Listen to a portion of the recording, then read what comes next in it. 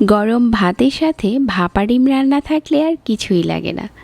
যারা এরকম ভাপে রান্না খেতে পছন্দ করেন, আজকের এই ডিম ভাপার রেসিপিও ভালো লাগবে। রান্নাটা আমি সহজেই শেয়ার করেছি, আশা করছি ভালো লাগবে।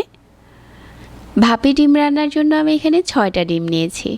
তারপর চুলায় একটা প্যান বসিয়ে পর্যাপ্ত পরিমাণের পানি দিয়ে দিচ্ছি, আর এই ডিমগুলো দিয়ে সিদ্ধ করে নিতে হবে। চুলাতে দিয়ে আমি ডিমটা সিদ্ধ করে নিচ্ছি। এখানে সিদ্ধ করার সময় 1 চা চামচ লবণ দিয়ে দিবেন, তাহলে ডিমটা আর ফেটে বাইরের দিকে চলে আসে না। ডিমটা যখন সিদ্ধ করা হয়ে গেছে, তারপর ঠান্ডা পানিতে দিয়ে ডিমটাকে ঠান্ডা করে নিচ্ছি। তারপর আমরা ডিমের খোসাটা ছাড়িয়ে নেব। আর এদিকে আমি ভাপে রান্নার জন্য মশলা রেডি করে নিচ্ছি।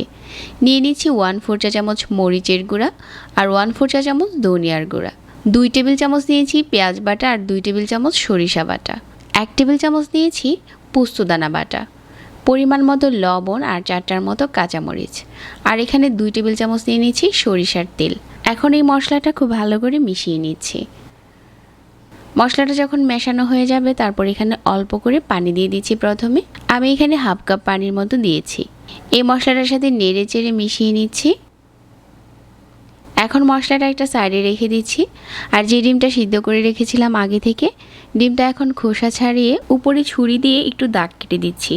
আর এখানে অল্প একটু ফুড কালার দিয়ে দিচ্ছি, এটা অপশনাল, চাইলে হলুদের গুঁড়াও দেওয়া যাবে। আর পরিমাণ মতো লবণ দিয়ে ডিমটাকে মাখিয়ে নিয়েছি।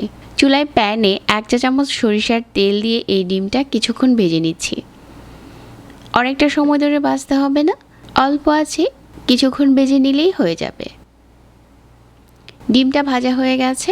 এখন যে মশলাটা আমরা আগে থেকে মিশিয়ে রেখেছিলাম, ওইটার উপরে ডিমগুলো দিয়ে দিচ্ছি। তো মশলা মেশানো শেষ। এখন আমরা একটা স্টিলের বাটিতে নিয়ে নিচ্ছি। আজকের ভাপা ডিম আমি পুডিং বসানোর যে বাটিগুলো থাকে ওগুলোতে রান্না করছি। বাটিতে দিয়ে দেওয়ার পর বাটির ঢাকনাটা একটা ফয়েল পেপার দিয়ে বন্ধ করে দিচ্ছি। আর চুলায় আমি পর্যাপ্ত পরিমাণের পানি ফুটিয়ে নিয়েছি, আর নিচে একটা স্ট্রেনার বসিয়ে দিয়ে বাটিটা দিয়ে ঢাকনা দিয়ে ঢেকে 15 মিনিটের মতো রান্না করে নিচ্ছি। 15 মিনিট পর ঢাকনাটাকে সরিয়ে নিচ্ছি, আর উপরে যে ফয়েল পেপারটা দিয়েছিলাম ওইটাও সরিয়ে নিচ্ছি।